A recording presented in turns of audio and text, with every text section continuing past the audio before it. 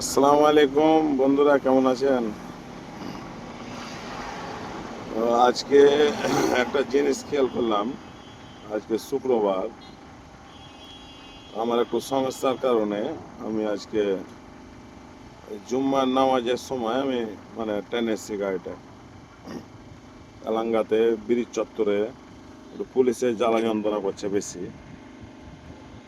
দেখলাম 1:40 বাজে, 2:45 মতো, দেখছি যে তাও গাড়ি ধরছে। ওরা ওখান থেকে ওর নমাজও নাই, ওর রোজাও নাই, কিছুই নাই।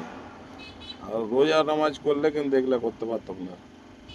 এই কারণে জামাত পাস করার পরেও জামাতকে দেশ দেওয়া হয়নি, এই লেগেই বিএমপিকে দেওয়া হয়েছে। বিএমপি সরকার এই জন্য দেশ চালাইছে। হ্যাঁ, আর্মিরা তো বলেই দিয়েছে, বুঝতে পারছেন না?